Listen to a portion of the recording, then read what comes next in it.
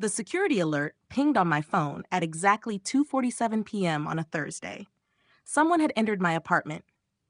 I was 300 meters away in Washington, D.C., attending a classified Treasury Department briefing, so I knew with absolute certainty that whoever had triggered my door sensor didn't belong there. I quietly excused myself and opened the camera feed on my phone. The video quality was flawless, one of the perks of having government-grade surveillance approved for those with my security clearance level. On the screen, I saw my sister, Vanessa, standing in my living room, wearing her usual expression of casual entitlement. Without hesitation, she headed straight for my home office, ignoring everything else. I watched her try the doorknob, find it locked, then pull something from her pocket. A tension wrench and pick set. Since when did she know how to pick locks? 4 minutes later, she succeeded. Not bad for an amateur. My jaw tightened as I switched to the office camera feed. Vanessa went directly to the wall safe, hidden behind the framed map of the Treasury Department's organizational chart. She clearly knew where it was. She must have been in my office before, probably during one of those surprise visits when she used the emergency key I'd given our parents. She examined the electronic keypad and started guessing combinations. Our mother's birthday, then our father's, then her own. All incorrect. Frustrated, she pulled out her phone and made a call. Then she held it up to the keypad. Some kind of hacking app, most likely. I made a mental note to report this to building security later.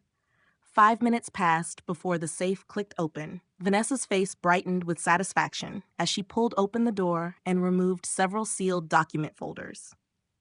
Her confidence faltered when she saw what was inside. I knew exactly what she was looking at.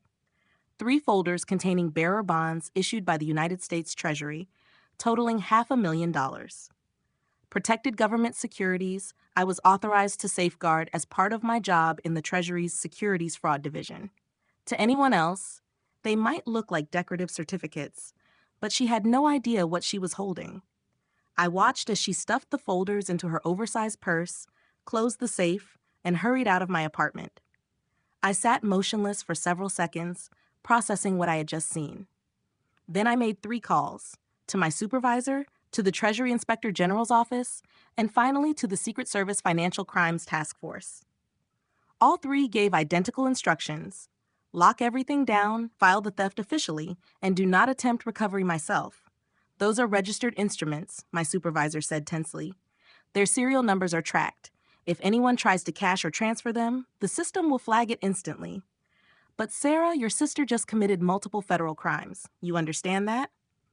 I understand, I said. I'm reporting theft of protected federal property. Proceed according to protocol. He paused. The response team will move fast. Good, I replied, ending the call. I returned to the briefing, though I barely heard a word. My thoughts replayed the footage over and over. Vanessa breaking into my apartment and stealing $500,000 in government bonds. Vanessa had always been the golden child, beautiful, charming, effortlessly social, the one everyone adored. She married young, had 2 perfect kids, and lived in a suburban mansion my mother loved to boast about. I, on the other hand, was the serious one, the difficult daughter who chose career over convention. After earning my master's in forensic accounting, I joined the Treasury Department straight out of graduate school and spent 8 years climbing through classified roles. My current position involved investigating international securities fraud and money laundering. My family knew almost nothing about my actual work. To them, I was just a quiet bureaucrat pushing papers in a cubicle. They never asked why I needed high-level clearance or why federal agents occasionally interviewed my neighbors for background checks. That evening, I caught a train back to Philadelphia and arrived at my parents' house around 7. Vanessa's Range Rover was in the driveway alongside our parents' car and Uncle Mike's pickup. A family dinner, perfect timing. I used my key and stepped inside. Everyone was gathered in the dining room. Vanessa sat in her usual seat, radiant in a designer dress probably worth more than my rent. Her husband, Derek, scrolled through his phone while our parents carried dishes from the kitchen. Uncle Mike poured wine. "Sarah," Mom said in surprise, "we didn't know you were coming." "Just a surprise visit," I said lightly. "Had some time off, thought I'd stop by." "How wonderful," she exclaimed. Honey, she called to Dad, both girls here together. Such a treat. Vanessa looked up and smiled that practiced smile she'd perfected years ago. Hey, big sister, how's the office job treating you? Busy, I replied evenly. You know how government work is. She laughed. I really don't. All those forms and red tape, I don't know how you stand it. It has its moments, I said, sitting down. How about you? Great, actually, she said, exchanging a look with Derek. We've been making some exciting financial moves lately, investment opportunities. Oh? I kept my tone neutral. What kind of investments? Just some securities Derek's advisor recommended. Pretty sophisticated stuff, probably too complex to explain, but the returns are supposed to be fantastic. Our parents returned with dinner. Dad carved the roast while Mom settled in. Vanessa was just telling us about their new investments, Mom said proudly. Derek's firm is doing wonderfully. College funds for the kids, Vanessa added smoothly. We want to make sure they have every opportunity. That's important, I said. Where'd you get the capital? Those kinds of investments need serious funds. Derek cleared his throat. We've been saving, making smart choices. Vanessa smiled wider. Actually, Sarah, I have to thank you. Thank me? I stopped by your place earlier this week. Used that emergency key Mom and Dad have. Hope you don't mind. I wanted to borrow that book you mentioned. She hadn't mentioned any book. We both knew that. Did you find what you were looking for? I asked quietly. She smiled. I found your little safe, actually, behind that boring treasury map. You never changed the combination. Mom's birthday, right? Terrible security, by the way. So I took a peek. Mom and Dad exchanged puzzled looks. Vanessa, what are you talking about? Sarah's been hiding cash in a safe, Vanessa said with a laugh. Well, not cash exactly. Some kind of old bonds or certificates. Probably from Grandpa. Since she wasn't using them, I thought I'd borrow them. The room fell silent. Borrow them? I repeated. For the college fund. They were just sitting there. Derek's advisor says they can be cashed and reinvested for better returns. We're helping you, really. She pulled the folders from her purse and placed them on the table. See? Just some old government bonds. He said they might be worth a few thousand. Derek leaned forward. They do look legitimate. We can probably process them next week. Vanessa, I said, keeping my tone controlled, did you break into my home? Don't be dramatic. I used a key. Did you force open my locked office door? She waved dismissively. I learned a few tricks online. It wasn't hard. And did you bypass my safe's electronic security? There's an app for that. Honestly, Sarah, if you're going to keep valuables, you should secure them better. Anyone could have gotten in. Dad frowned, realizing this wasn't a joke. Mom looked confused. You committed breaking and entering, I said. You picked a federal-grade lock, compromised a secure safe, and stole classified contents. Stole? She laughed. Please, we're family. You weren't even using them. When was the last time you looked at those papers? Last month, I said evenly, during my quarterly audit. You're what? I placed my phone on the table. Those aren't old bonds from Grandpa. They're Treasury bearer bonds, current series, valued at $500,000. They're registered government securities that I maintain as part of my work with the Treasury Department. The color drained from Vanessa's face. What are you talking about? I'm a senior financial analyst in the Treasury's Securities Fraud Investigation Division. Those bonds are protected instruments used in active investigations. Vanessa's hand froze on her wine glass, her expression shifting from confusion to panic. You're joking, she said, her voice high and strained. You're making this up to scare me. I reported the theft hours ago, I said calmly. Supervisor, Inspector General, Secret Service Financial Crimes Task Force. They've been tracking your movements since you left my apartment. At that moment, the doorbell rang. Everyone jumped except me. I'd been expecting it. That, I said quietly, is the response team. The bell rang again, louder this time, followed by a sharp knock and a commanding voice. Treasury Inspector General, we need to speak with Vanessa Morrison. Mom went pale. Sarah, what's happening? Vanessa committed multiple federal crimes, I said. She's about to face the consequences. Dad stood. I'll get the door. Dad, no. Vanessa grabbed his arm. Sarah's lying. This is some sick joke. It's not a joke, I said, meeting her eyes. You broke into a secured residence, bypassed anti-tamper measures on a protected safe, and stole $500,000 in U.S. Treasury instruments. You told everyone here that you plan to cash them. That's theft of government property, tampering with federal security, and attempted securities fraud. Federal felonies. The knocking intensified. We have a warrant. Open the door now. Derek sank back, ashen. Vanessa, what did you do? I didn't know, she sobbed. How was I supposed to know they were government bonds? He works a boring office job. She never tells us anything about what she does. I have top secret clearance, I said. That's why you didn't know. That's what clearance means. Dad opened the door. 4 federal agents entered, led by a woman in a Treasury Inspector General jacket. She held up her badge. I'm Special Agent Lisa Martinez. We have a warrant for the arrest of Vanessa Morrison and the recovery of stolen federal securities. Ma'am, step away from the table. Vanessa's voice cracked. This is insane. They're just papers. Sarah, she's my sister. This is a family issue. They are Treasury bearer bonds valued at $500,000, Agent Martinez said firmly. They're registered federal securities. Theft of these instruments, combined with your stated intent to cash them, constitutes multiple federal violations. 2 agents stepped forward and gently pulled Vanessa to her feet. She struggled but couldn't break free. Vanessa Morrison, you're under arrest for theft of government property, defeating federal security measures, and attempted securities fraud. You have the right to remain silent. Sarah, please, Vanessa cried, her makeup streaked, her designer dress disheveled. I'm your sister. We grew up together. You can't do this to me. You did this to yourself, I said quietly. You broke into my home, stole federal property, and told everyone you intended to cash it. That's on you. Derek remained frozen, staring at her like she was a stranger. Agent Martinez collected the folders from the table. All 3 folders are present. Serial numbers match the reported theft.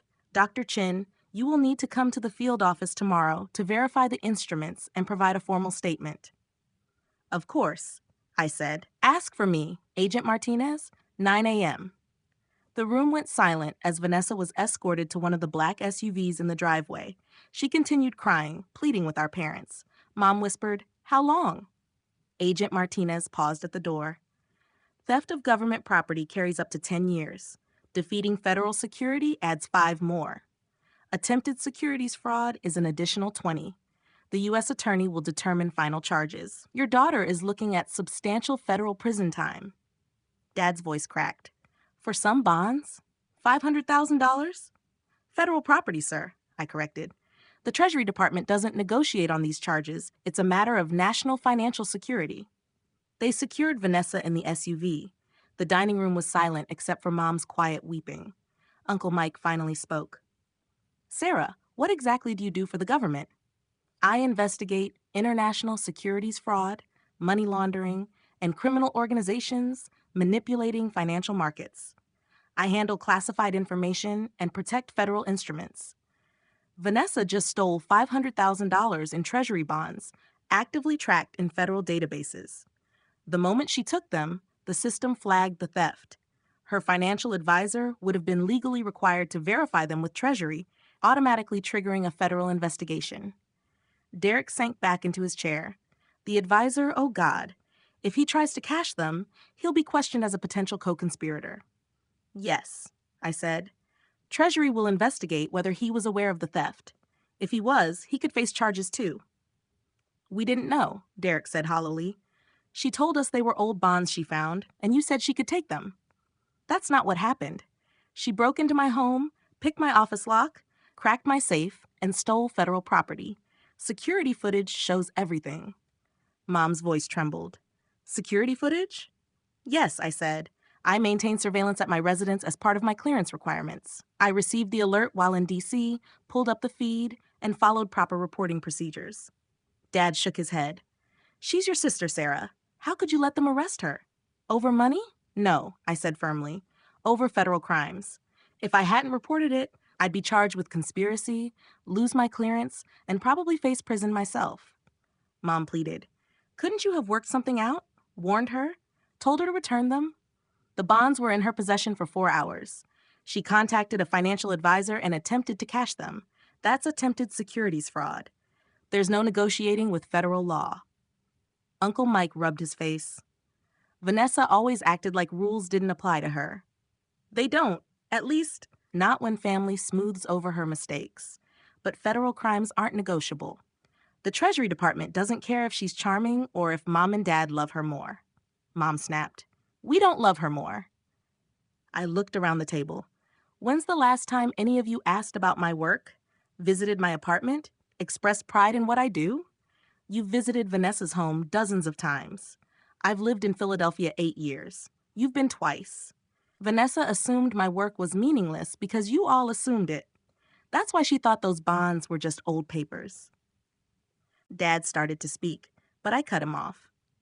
I have top secret clearance. Earn $167,000 a year. Receive 3 Treasury commendations for dismantling international fraud networks. Last year, I helped recover $90 million in stolen securities. None of you know this because you never asked. Derek stared at me like a stranger. Vanessa told me you made maybe 40 or 50,000. She assumed poverty because you live simply, not in a mansion or driving a Range Rover. But you've been protecting $500,000 in federal securities as part of real work. That's why she took them. She assumed they were worthless. Agent Martinez returned. Dr. Chin, one more thing. Mrs. Morrison's phone records show she researched safe cracking and cashing old bonds for 2 weeks. This was planned, not impulsive. Mr. Morrison, we'll need to interview you to determine your knowledge of her actions. You're not under arrest, but your input is required. I said softly, 2 weeks. She planned this for 2 weeks. The weight of it settled over the room. The trial lasted 9 months. Vanessa's attorney tried every angle, claiming she thought the bonds were family property, arguing she didn't understand their value, even suggesting I had given her permission to access my apartment. None of it succeeded. The security footage was damning. It showed her systematically breaking into my home, picking my office lock with tools she bought specifically for that purpose, using a safe-cracking app, and stealing the folders containing the bonds. Her phone records confirmed 2 weeks of research. Her text messages to Derek proved she knew the bonds could be valuable. One message read, "Found Sarah's secret stash. Might be worth serious dollars." The financial advisor testified that Vanessa had contacted him about old Treasury bonds and asked for the maximum returns with no questions asked. He refused and reported the conversation to compliance, which flagged the activity with Treasury even before Vanessa was arrested. The federal prosecutor walked the jury through each element of her crimes. Theft of government property. The bonds were federal instruments she took without authorization, worth over $500,000.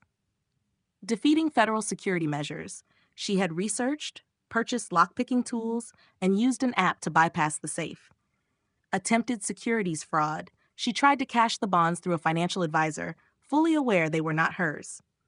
After 6 hours of deliberation, the jury returned guilty on all counts. The judge sentenced Vanessa to 12 years in federal prison, ordered her to pay $500,000 in restitution, and added $150,000 in fines for the security violations.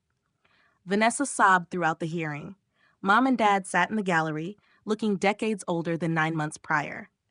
Derek filed for divorce 3 months into the trial.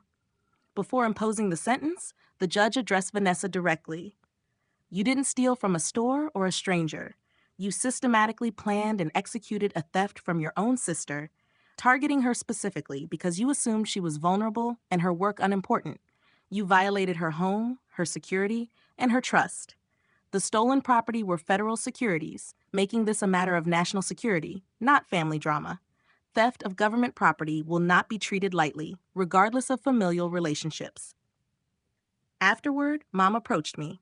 I wasn't cruel, but I was clear. She made her choices, Mom. Every step of the way, she chose this. She's still your daughter, and I'm still the one you couldn't be bothered to visit or ask about. Vanessa learned her assumptions from you. She thought my work was meaningless because you made it seem so. Mom flinched, speechless. 3 years later, I was promoted to senior supervisory analyst, overseeing 12 investigators on international securities cases. My clearance was upgraded to top secret SCI, and the Secretary of the Treasury personally awarded me a Distinguished Service Award for recovering $340 million in fraudulent bonds. My parents didn't attend the ceremony, and I didn't invite them. Vanessa will be eligible for parole in 9 years. Her restitution judgment remains. She'll be making payments for life. Her house was foreclosed, and Derek remarried.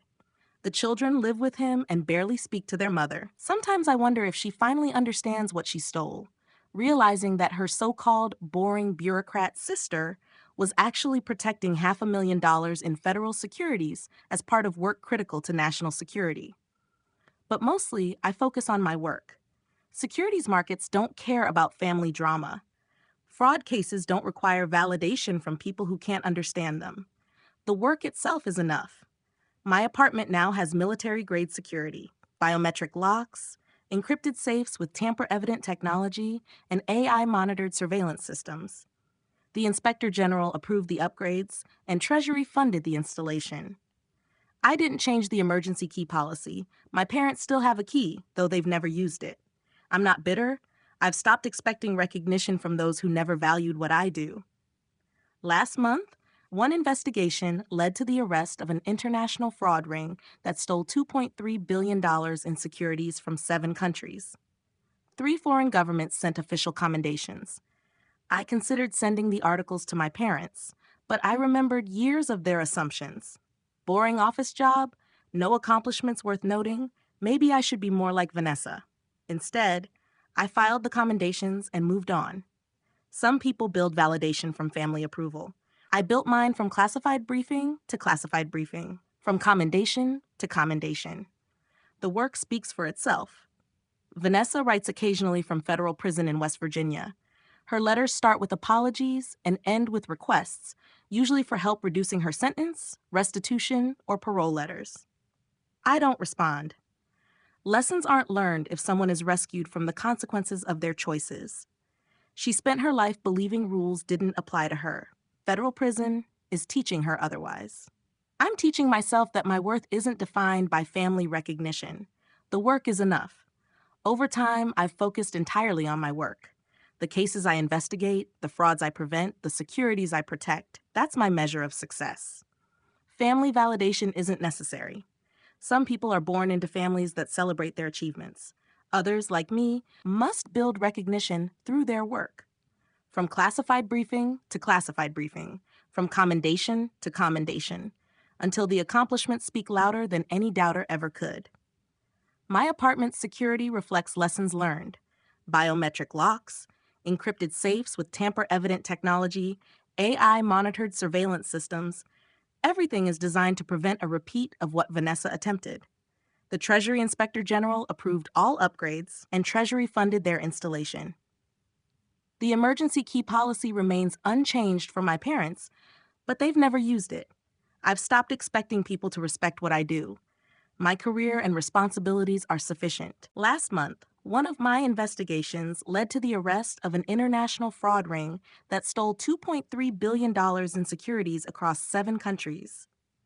The case was covered in financial news worldwide, and 3 foreign governments sent official commendations. I briefly considered sending the news articles to my parents, imagining their likely reaction.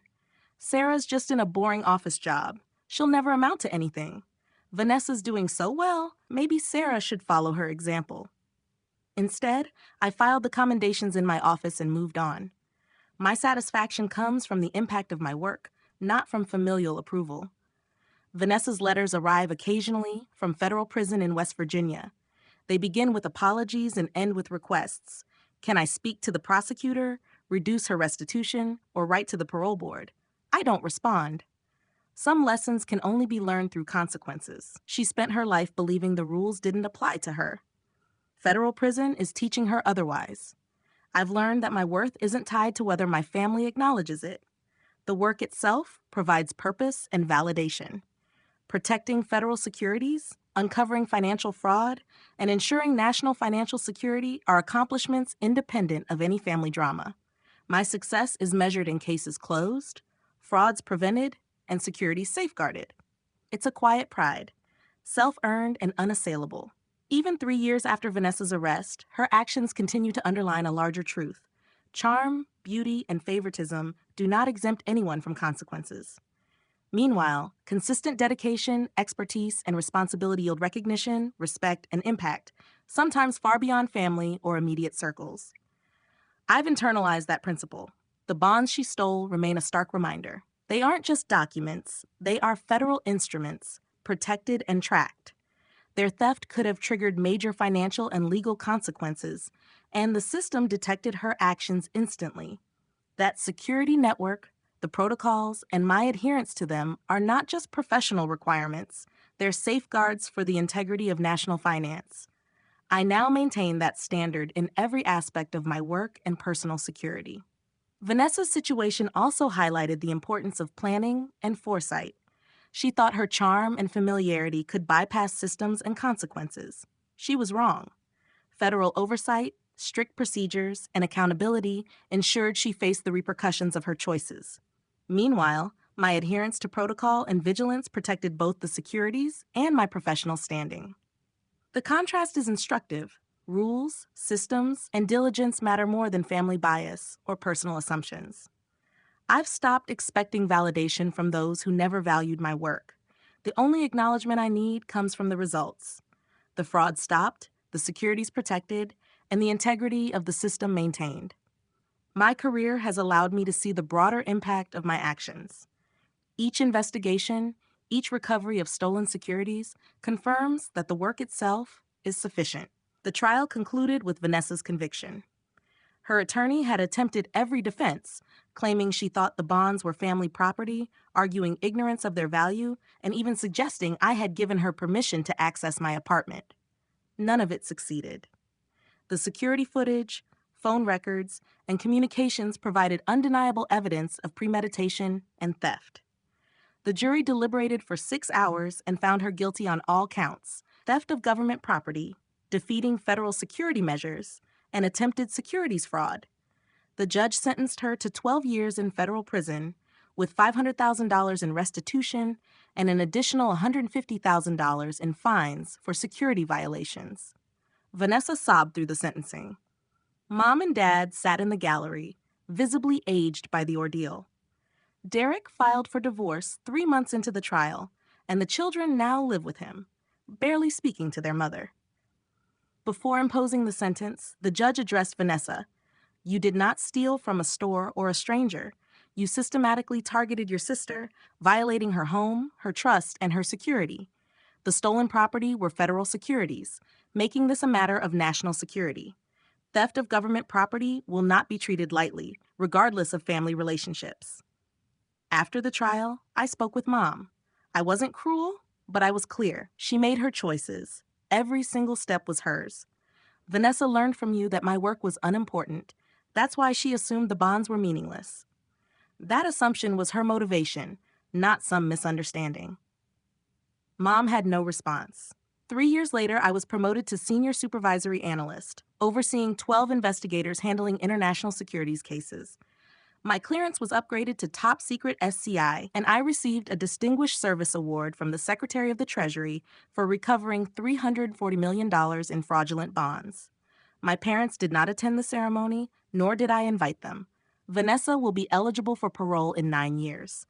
Her restitution payments remain, and she'll be accountable for life. Her house was foreclosed, and Derek remarried. Her children live with him, minimally in contact with their mother. Occasionally, I wonder if she finally understands the scope of what she stole, the importance of my work, and the critical nature of the bonds. Mostly, I focus on the work itself. Securities markets and fraud investigations do not require familial recognition. My apartment now has top-tier security: biometric locks, encrypted safes, tamper-evident technology, and AI-monitored surveillance systems. The Treasury Inspector General approved the upgrades, and they were funded by Treasury. The emergency key policy for my parents remains unchanged. They've never used it. I've stopped expecting acknowledgement from those who never valued my work. Vanessa occasionally writes from federal prison. Her letters start with apologies, end with requests: help reducing her sentence, assistance with restitution, or letters to the parole board. I don't respond. Lessons cannot be learned if someone is consistently rescued from the consequences of their choices. She spent a lifetime believing rules didn't apply to her. Federal prison is teaching her otherwise. I've learned that my worth is independent of family recognition. The work itself is sufficient. Protecting federal securities, preventing fraud, and ensuring national financial security are accomplishments that stand on their own. Some people live seeking validation from family. Others build recognition through meaningful work. I have built mine. My career, my vigilance, and my adherence to protocol ensure that my actions have impact and integrity, regardless of whether my family sees it. Vanessa's story serves as a constant reminder. Consequences matter, diligence matters, and work matters. Charm, beauty, and favoritism do not shield anyone from accountability. In contrast, consistent effort, adherence to rules, and dedication to one's responsibilities produce measurable results, respect, and lasting impact. The bonds, the investigations, the protections, they all matter, and so do I.